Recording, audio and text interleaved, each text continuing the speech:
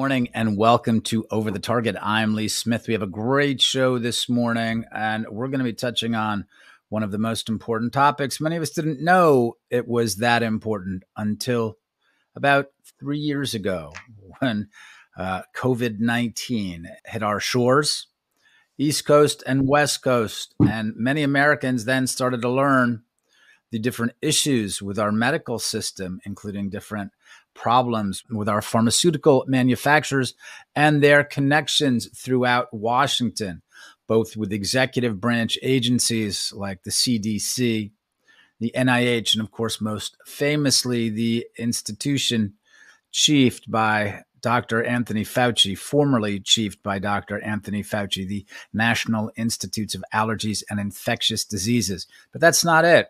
It's not just in the executive branch. It's also in the legislative branch as well. And so one of the big questions we have here as Americans is, to what extent are our legislators on the right and the left, are they answering to big pharma? And someone who's going to speak about that in great detail is our guest this morning, who is a former U.S. representative herself, and also the former commissioner of the U.S. Product Consumer Safety Commission, Anne-Marie Buerkle. Thank you very much, Ms. Buerkle. Thank you very much for joining us this morning. I'm delighted to be here. Thanks so much for having me, Lee. Well, look, I hate to throw this big question at you right away. You are one of the few people out there who are fighting this and who are talking about different health, how our healthcare programs should be run, and pharmaceuticals, medications are in the center of this. So, yeah, let's just start off big. Is Congress controlled by big pharma? Well, I'm going to let the facts speak for themselves, Lee. And pharma spends about $375 million a year trying to influence Congress and federal agencies. And that's probably $150 million more than any other industry. So the facts speak for themselves. Right. So did you see this when you were on the Hill? I mean, what was your sense of this? You've been working in Washington for a long time. Is it when you were commissioner, you were there as well? So if you can give us some sort of sense of how that works on a daily basis, what that looks like. Well, back in 2010, and I think it's important for Republicans to listen to this, we had an aggressive healthcare agenda. And in 2010, the Republicans won 63 seats in Congress, more any time since 1948. So it's important that the Republicans get serious about a healthcare agenda, which right now they do not have. They're letting the Democrats take the lead on this. But day to day, so when I was there, we were very embroiled in repealing the Affordable Care Act. And we were not successful, and they have not been successful since. But we made some significant changes, small medical devices, making sure patients are treated for pre-existing conditions, but getting rid of some of the other stuff.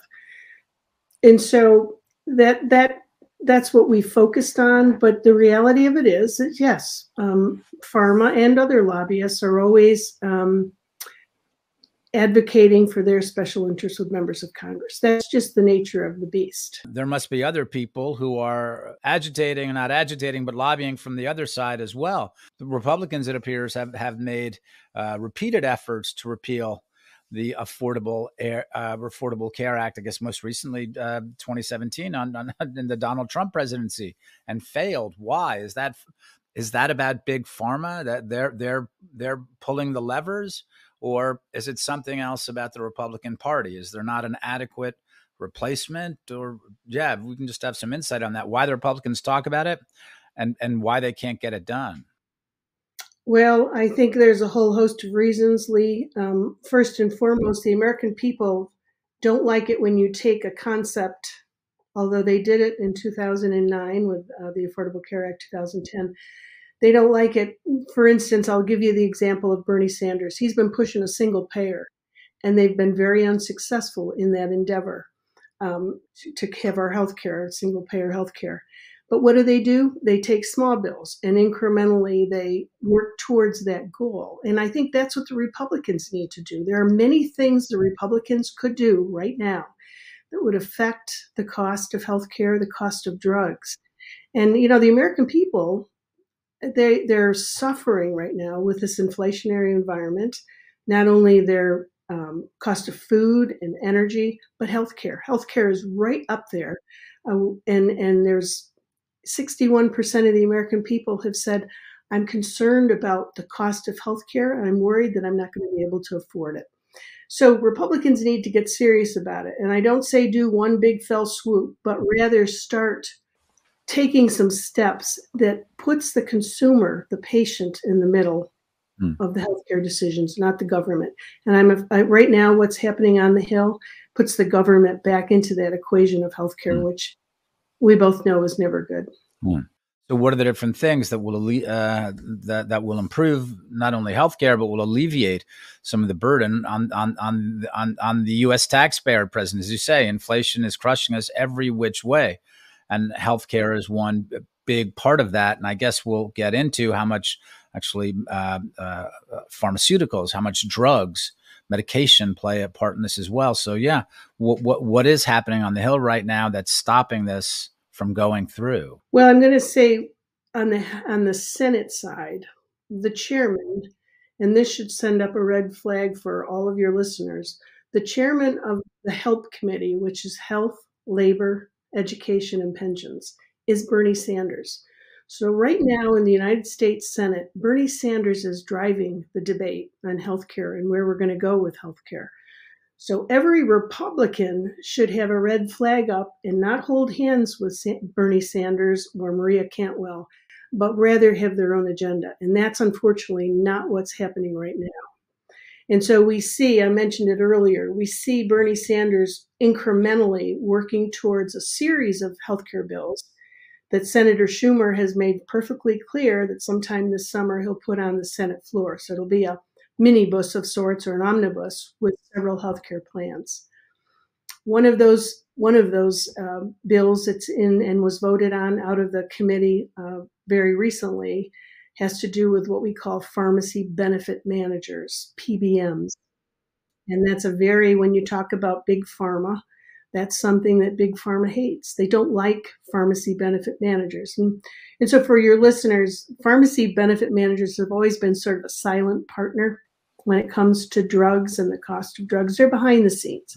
But because of pharma and their dislike for PBMs, they're actually on their third seven-figure advertising campaign against PBMs. Some of your listeners may have seen ads on Fox. And so these PBMs and why if big pharma doesn't like PBMs, again, pharmacy benefit managers. And so when a healthcare plan, they actually hire a PBM. And whether it's your employer or the government, a union, the healthcare plan uses this PBM to negotiate with big pharma about the cost of drugs within their healthcare plan. And so what PBMs do is they bring down the cost of healthcare. A lot of members, right, in a union healthcare plan or in a government healthcare plan. So the PBMs have a lot of leverage. And when they deal and they negotiate with pharma about what the cost of drugs will be in that healthcare plan, they can significantly drive down the cost of those drugs. And so big pharma doesn't like them. They call him a middleman, but in fact, on that whole drug supply chain, the only entity that's interested in lowering the cost of drugs is this PBM. That's very interesting. I think I had no idea that they're that significant in our healthcare program. So who is lined up against them? I think most people won't be surprised to hear that the person who describes the U.S. Senator who describes himself, who is a socialist, is against the PBMs. Why is he against them? Why are other progressives, leftists against the PBMs? Well, they say that they increase the cost of drug prices, but in fact, they don't. Their whole role is to bring down and to negotiate a lower drug price for that healthcare plan. And it's perplexing, quite frankly, Lee. It's perplexing as to, I'll take Senator Sanders. He has professed, they don't like pharma. But in fact, this anti-PBM bill will only help pharma. It gives them the ability now to not have anyone standing between them and the healthcare plan, and they can dictate what reimbursement rates they get for their drugs. Are all of these people, again, they set this up as like, no, we're against pharma and these people, or we're against big pharma, and the PBMs are very bad for normal Americans. But in fact, the PBMs stand up for, they keep the prices low. So who on the House side is against these? Again, you see both Democrats and Republicans. And this is, again, getting back to my original theme about Republicans following lockstep with Democratic initiatives. And you see people like Buddy Carter. Buddy Carter was in the independent pharmacy business. Now his wife now owns those, but independent pharmacies don't like PBMs because, again, they affect the cost of drugs.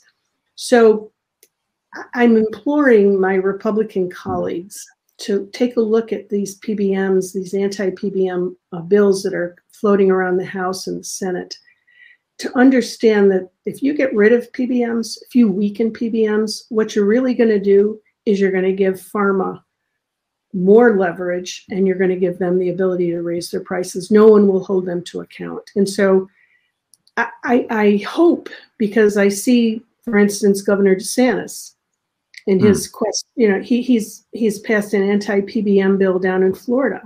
Now we both know Governor DeSantis has done wonderful things in Florida, right? He's, whether it's in recovering from hurricanes or election reform or what he's done with regards to cultural wars, he's been just a warrior on some of these topics.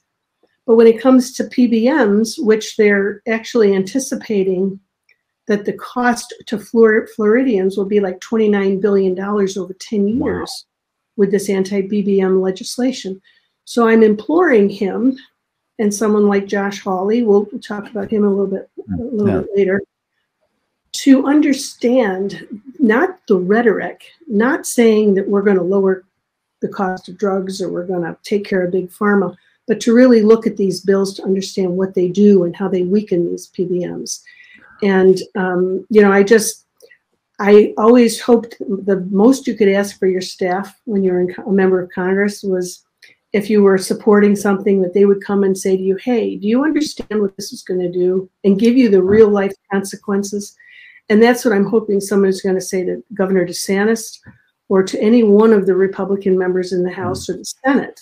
You got to understand the real life implications that hurting these PBMs are going to have on the American people. Ms. Buerkle, we got to cut away just for 1 second. Because if we have many viewers who are watching on Facebook and YouTube, and I implore you to make the jump with us to Epoch TV exclusively. So if you're watching on Facebook or YouTube, make the jump with us. We're going to pick it right back up with former Congresswoman Buerkle, and we're going to. One of the big questions I have is, why is Governor DeSantis pushing this anti-PBM bill? And also, I want to get a sense of, what does a Republican healthcare program look like? We know what's happening right now under Joe Biden. What does it look like? What should Republicans be talking about? Our legislators, governors as well. Make the jump with us. We'll see you in less than a minute. Make the jump to Epoch TV exclusively.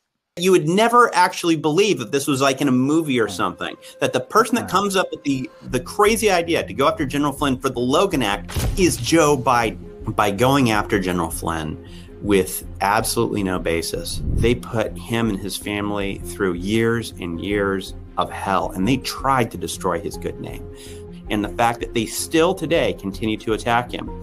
It's shocking. Millions of Americans were focused on this. This is the first time that they'd really seen our justice system just run amok, and it's full of cruelty as they've tried to destroy this man. And the whole thing was ridiculous. When you have that absolute power corrupts absolutely, that wave really peaked with the beginning of the Flynn case.